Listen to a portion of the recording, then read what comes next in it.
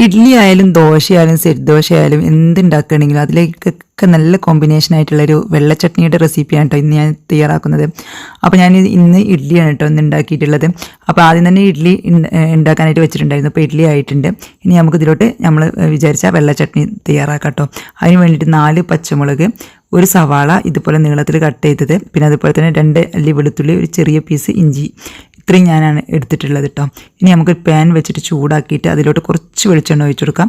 കൂടുതൽ വേണ്ട കേട്ടോ വെളിച്ചെണ്ണ, കാരണം ഇതൊക്കെ ഒന്ന് വഴറ്റിയെടുക്കാനുള്ള വെളിച്ചെണ്ണ മാത്രം ഒഴിച്ചാൽ മതി. ഇനി നമുക്ക് ഇതിലോട്ട് ഇത് ചൂടായി വരുന്ന സമയത്ത് നമ്മൾ എടുത്ത് വെച്ച പച്ചമുളക് ആദ്യം ചേർത്ത് കൊടുക്കാം. അത് കഴിഞ്ഞിട്ട് നമ്മൾ വെളുത്തുള്ളി, ഇഞ്ചി, വെളുത്തുള്ളി വലിയ അല്ലിയാണെങ്കിൽ 1, ചെറുതാണെങ്കിൽ 2, അതിൽ കൂടുതൽ വേണ്ട കേട്ടോ. എല്ലാം കൂടി ഇട്ടിട്ട് നമുക്കൊന്ന് വഴറ്റി കൊടുക്കാം. അതിന് ശേഷം നമ്മൾ എടുത്ത് വെച്ച സവാള ഇട്ടിട്ട് സവാളയും കൂടി ഒന്ന് വഴറ്റി കൊടുക്കാം. സവാള നമ്മൾ നീളത്തിൽ കട്ട് ചെയ്തിട്ടാണ് ഇട്ട് കൊടുത്തിട്ടുള്ളത്. ഓവറായിട്ട് കനം കുറച്ച് അരിയേണ്ട, കാരണം നമുക്ക് അരച്ചെടുക്കാനുള്ളതാണല്ലോ. അപ്പോൾ ഒന്ന് വഴറ്റിയെടുത്താൽ മതി. അപ്പോൾ ലോ ഫ്ലെയിമിലാക്കിയിട്ട് നമുക്കൊന്ന് വഴറ്റിയെടുക്കാം. ആ സമയത്ത് നമുക്ക് ഇതിലോട്ട് വേണ്ട ഉപ്പും കൂടി ചേർത്തിട്ട് നമുക്കൊന്ന് വഴറ്റിയെടുക്കാം. ഏകദേശം ഒരു പകുതി വയന്നാൽ മതിയിട്ട്, നല്ലോണം വയന്ന് ഗോൾഡൻ ബ്രൗൺ കളറൊന്നും ആവണ്ട കേട്ടോ, ആ വെള്ള കളർ മാറണ്ട. ആ ഒരു സമയത്ത് നമുക്ക് ഇതിലോട്ട് 1/4 കപ്പ് പൊട്ടുകടലയോട് കൂടി ചേർത്തിട്ട് ഒന്ന് ജസ്റ്റ് വഴറ്റി കൊടുത്തതിന് ശേഷം ഫ്ലെയിം ഓഫ് ചെയ്യാം. ഫ്ലെയിം ഓഫ് ചെയ്തതിന് ശേഷം നമുക്ക് കുറച്ച് മല്ലിയിലേക്ക് കൂടി ഇട്ടിട്ട് ഇതൊന്ന് തണുക്കാനായിട്ട് മാറ്റി വെക്കാം.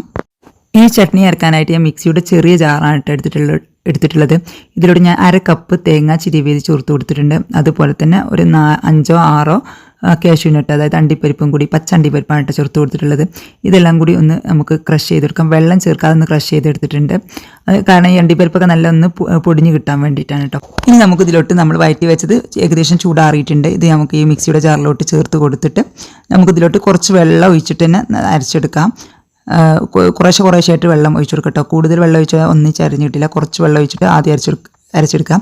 പിന്നെ വെള്ളം കുറവാണെങ്കിൽ വീണ്ടും ചേർത്തിട്ട് നമ്മുടെ ചട്നിയൊക്കെ അരച്ചെടുക്കുന്ന അതേ ഒരു രീതിയിൽ അരച്ചെടുക്കുക. ഓവറായിട്ട് പേസ്റ്റായി അരയേണ്ട, ഒരു തരിതരിപ്പോട് കൂടിയാണ് അരച്ചെടുക്കേണ്ടത്. അപ്പോഴാണ് ചട്നിക്ക് നല്ല ടേസ്റ്റ് ഉണ്ടാവുക.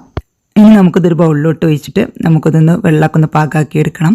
ഇനി നമുക്കൊരു പാൻ അടുപ്പത്ത് വെച്ചിട്ട് ചൂടാക്കിയിട്ട് കുറച്ച് വെളിച്ചെണ്ണ ഒഴിച്ചെടുക്കുക. അത് ഇതിലോട്ടൊന്ന് താളിക്കാൻ വേണ്ടിയിട്ടാണ്.